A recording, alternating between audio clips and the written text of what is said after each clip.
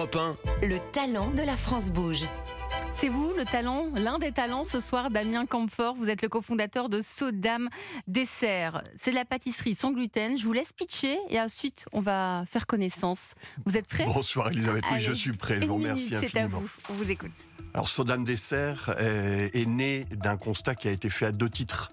Il y a plusieurs années de ça, on s'est effectivement lancé il y a 2 ans, mais ça remonte à plusieurs années. Le premier, c'est naturellement une expérience personnelle de l'hypersensibilité au gluten. On ne peut pas être porté sur un projet comme celui-là sans en connaître véritablement les enjeux et les problématiques. Le second, c'est le fait qu'en France, il y a un manque crucial d'accueil pour les sans gluten dans le monde de l'hôtellerie et la restauration et pour les particuliers qui ont du mal à se fournir hors des grandes agglomérations en produits de qualité sans gluten. Notre activité aujourd'hui, elle existe grâce à cette connaissance approfondie du marché et au savoir-faire d'un chef pâtissier, parce qu'on est porté par l'expertise. Ce chef pâtissier, c'est un jeune Montalbanais qui fait que nous sommes implantés, effectivement, comme vous l'avez dit, à Montauban. C'est Jérôme Tournès. Et grâce à l'expérience de l'hypersensibilité de Sophie, qui est notre cofondatrice, on invente avec Sodame un concept totalement inclusif du sans gluten. Alors effectivement, vous l'avez mentionné, on fait aujourd'hui de la pâtisserie, mais on fait également de la viennoiserie, de la boulangerie. On va pas du tout sur le même terrain que le groupe Paul. Mais ça me permet de vous remercier pour l'abord très naturel que vous avez eu du sujet en parlant des professionnels et de la sécurité autour du sans gluten. C'est absolument fondamental. Voilà, et c'est fini, parce que ça fait plus de minutes. Mais je sais que vous allez nous raconter. Vous allez nous raconter. Merci pour votre pitch. Damien Camphor, cofondateur de Sodame Dessert. Alors, qu'ont-ils de particulier vos desserts ? Parce qu'on a compris, donc ça part de votre expérience personnelle. Je tiens à dire que vous êtes un entrepreneur, hein, vous avez déjà monté des entreprises, vous avez notamment accompagner des entreprises de l'agroalimentaire dans leur transformation. Vous avez eu envie de révolutionner ce monde du sans gluten parce que l'offre est trop pauvre ? Oui, absolument. En France, aujourd'hui, il y a 2 types d'offres. Avant l'arrivée de Sodame Dessert, en tout cas, il y a une offre purement industrielle, qui a le mérite d'exister, qui est de plus en plus déployée, particulièrement à la grande distribution.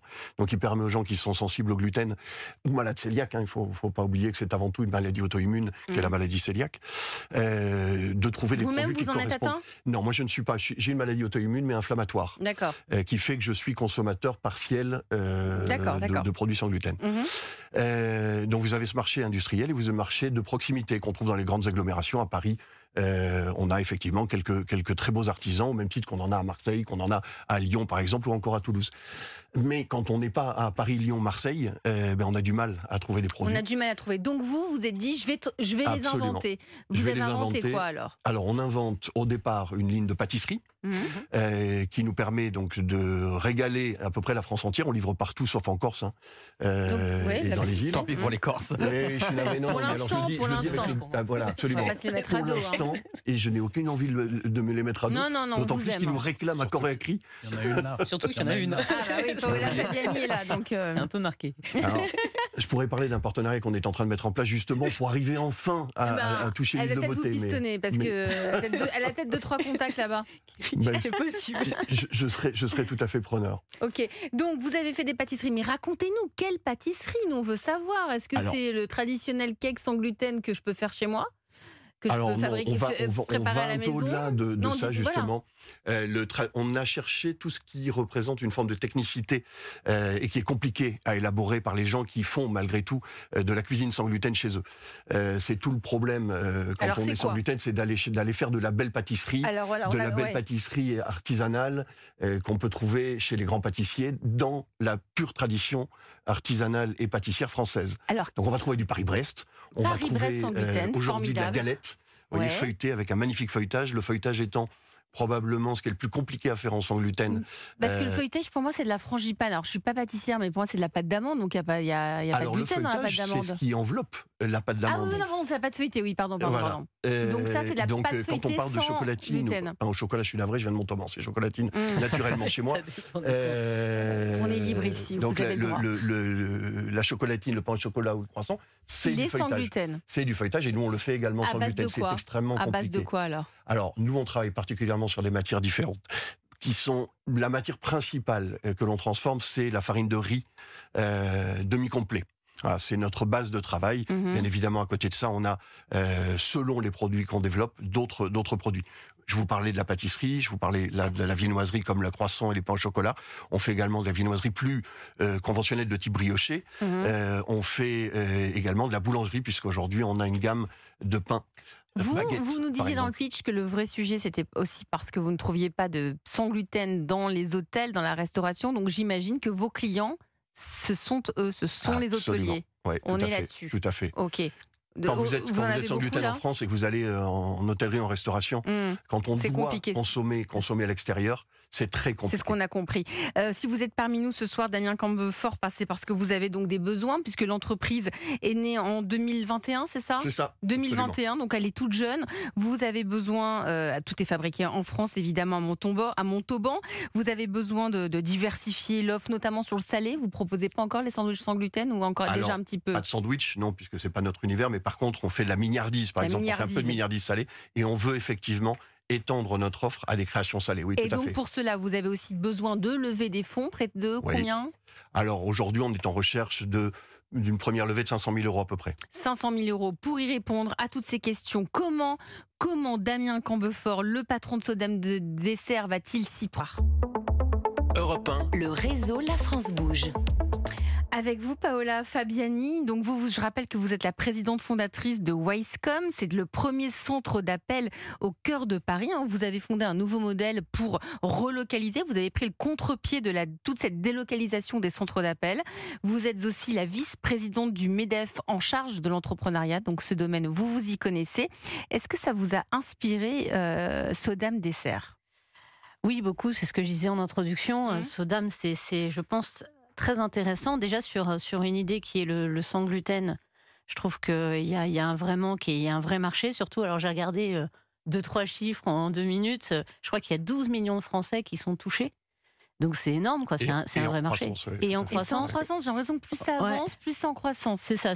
Je crois que la France est le 3e pays d'Europe, mais ça veut dire qu'il y a un gros marché déjà européen, parce que la France n'est que le 3e pays. Donc et après, je crois qu'il y a un développement.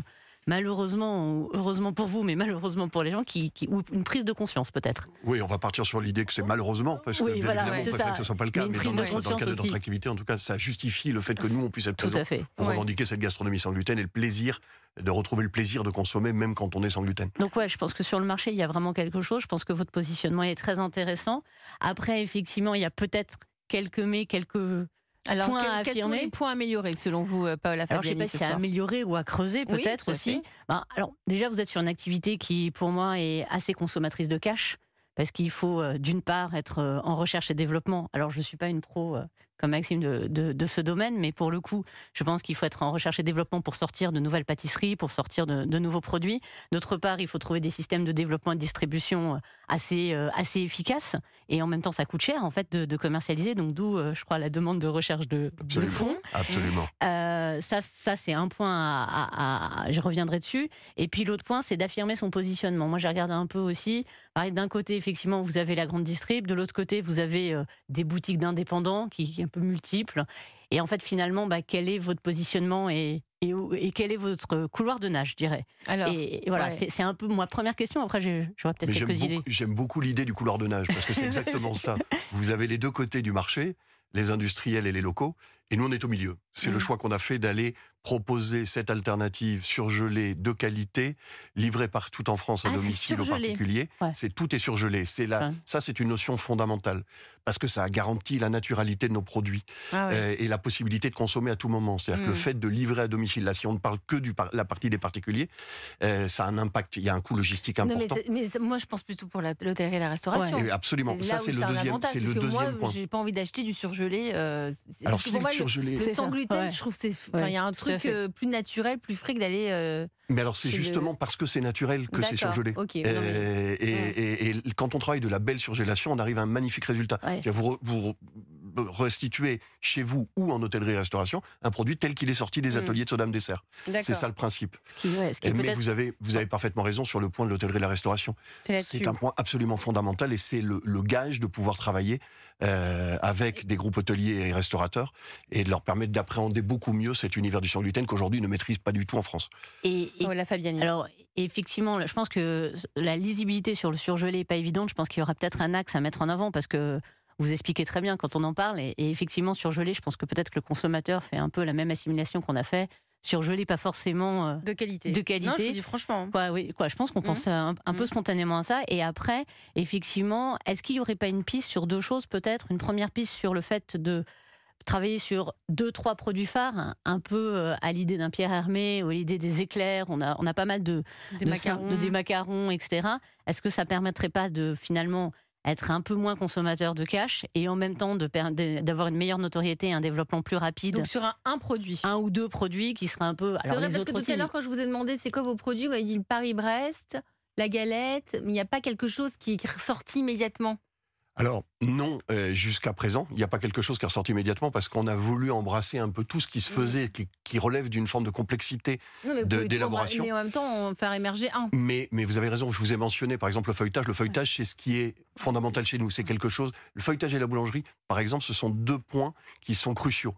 Je pense que ça sera l'avenir de l'entreprise, effectivement, que de faire. Donc sur la pâte feuilletée. Puis de lever quelques produits qui seront iconiques et signer Sodame Dessert de façon à ce qu'il y ait une reconnaissance et une identification de la marque et de la qualité de la marque. Ouais, et puis un gain en notoriété, du coup vous vous développez, vous êtes connu, et aussi bien chez les particuliers que l'hôtellerie-restauration, elle cherche aussi parfois une marque à mettre en avant. Absolument. Notamment par exemple l'hôtellerie de luxe qui serait ravie de répondre à toutes les demandes de ses clients.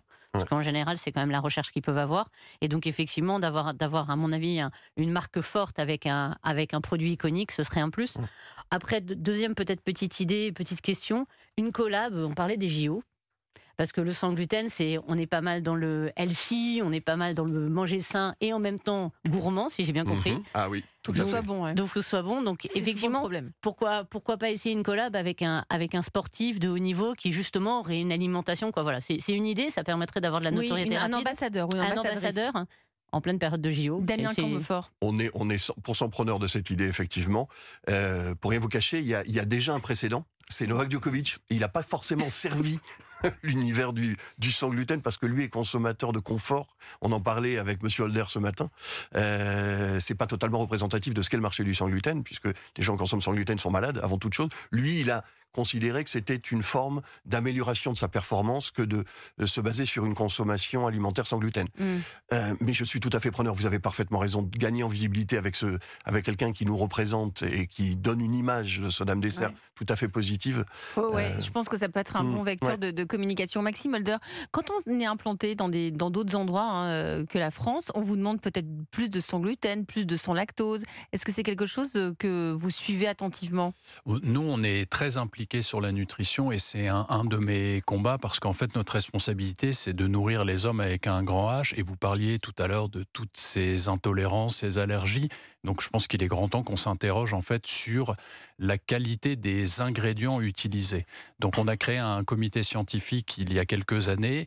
On collabore par exemple avec l'Institut Pasteur et effectivement on peut parler du pain. Quand vous êtes sur du pain fermentation longue, quand vous êtes sur du pain au levain, vous avez un index glycémique qui est moins fort. Donc en fait il y a moins de gluten et l'une des problématiques c'est en fait l'alimentation un peu plus industrielle que l'on a eu ces dernières années. C'est là où il y a le mauvais gluten entre guillemets. Voilà, où en fait il y a le mauvais gluten, voire c'est renforcé en gluten, voire il y a trop de sel, il y a trop de matières grasses. Donc il faut que ceux qui nourrissent en fait les clients, les gens aient une vraie réflexion sur leur responsabilisation. Et vous là-dessus, vous êtes en pointe, c'est-à-dire que si je vais chez Paul et que je demande une pâtisserie sans gluten, existe-t-elle ? Alors en fait, il faut faire très attention, on en a parlé au sans gluten, parce que vous avez des gens dont l'intolérance est telle que vous ne pouvez pas vous permettre d'être dans un univers. Voilà, donc nous, ça c'est pour toutes les allergies. On l'avait essayé sans succès. Je pense que nos produits étaient bons parce qu'il ne faut pas la double punition. Je ne peux pas manger de gluten et en plus le produit qu'on me propose n'est pas gustatif. On l'a essayé, ça n'a pas fonctionné parce que je pense que les gens qui vraiment sont malades vont dans des réseaux spécialisés. Voilà. Mais on est très sensible à tout ça et on y fait attention. Sur le sans lactose, on a des produits sans lactose. On aura des produits aussi sans gluten, mais il faut qu'on y soit très vigilant. Très vigilant. Paola Fabiani, vous êtes la coach de ce soir. Je rappelle que vous êtes la vice-présidente du MEDEF en charge de l'entrepreneuriat, vous-même entrepreneur. Quel conseil, quel est votre carnet d'adresses pour aider Damien Camphor, tiens, par exemple, pour avoir des clients en Corse? Parce qu'apparemment, c'est pas évident, donc je vais rester sur le thème de la Corse. On va commencer sur le national. Je pense qu'il y a. C'est national. Non, mais là, c'est une région, la Corse, c'est pas toute la France. D'accord. Je veux bien, mais ça me ferait plaisir. Non, je pense que. Alors, quelques idées. La première, effectivement, développer l'hôtellerie. Je pense que à travers différents contacts, on peut regarder sur quelques groupes assez connus, notamment avec un positionnement plutôt haut de gamme, ça peut être intéressant. Je pense qu'il y a des choses à faire. Deuxième chose, moi j'avais pensé à la restauration d'entreprise et la restauration aussi pour les enfants. J'ai rencontré pas mal de sociétés qui visent à plutôt mesurer la nutrition des enfants, notamment dans les cantines, à bien apprendre. Je pense qu'il n'y a peut-être pas de solution au niveau des cantines. Collective. La restauration collective. Et puis alors, dernier point, là récemment j'ai investi dans une société qui s'appelle Yacon & Co. Qui en fait remplace le sucre par du yacon, qui est une plante notamment péruvienne. Je ne connais pas. Vous connaissez Maxime Holder? Oui, absolument. Et qui permet du coup de répondre aux diabétiques. Et donc je pense qu'il y aurait envie de manger moins de sucre. Voilà, où on envie de manger moins de sucre. Je pense qu'il pourrait y avoir des partenariats. Après, c'est des aliments plaisir, donc. Oui, mais moins, c'est mieux. En fonction de ses intolérances. Mais vous pourriez devenir, je pense, avec cette logique-là, être finalement le leader du bon pour les personnes qui ont des intolérances. Par exemple, c'était l'idée. Tout à fait. Et puis c'est effectivement, vous dépeignez le principe de Sodame Dessert. Quand je parle de gastronomie, c'est ça, marque iconique, marque référente du sans gluten et du sans lactose, puisque là, j'en profite juste pour intégrer cette notion que j'avais pas évoquée moi-même, mais une partie de notre production est sans lactose également. Et sans lactose, évidemment. Je peux me permettre, Elisabeth, juste un petit mot sur l'hôtellerie et la restauration, parce que j'aime rendre hommage à ceux qui nous accompagnent. Et aujourd'hui, on a 2 partenariats qui existent. L'un avec un groupe qui s'appelle Grape Hospitality, qui est propriétaire d'un peu plus de 110 hôtels en Europe, j'allais dire en France, mais en Europe, et avec lesquels on a lancé le premier partenariat inclusif sans gluten, et qui revendique Sodame Dessert. Ça va totalement dans le sens de ce que vous disiez. Donc vous avez déjà noué des liens avec certains... Et on réfléchit avec le groupe Accor également, j'espère que ça pourra peut-être aboutir prochainement. On vous le souhaite. Vous nous donnez surtout des nouvelles, Damien Camphor. Vous êtes le cofondateur de Sodame Dessert. Je reviens sur la Corse, il y a des boulangeries encore. Alors, on a des acteurs, effectivement, on a des partenaires corses qui ont ouvert des boulangeries Paul, et ça fonctionne très bien. On est très content de notre collaboration. C'était facile à ouvrir? C'était facile pour eux à ouvrir.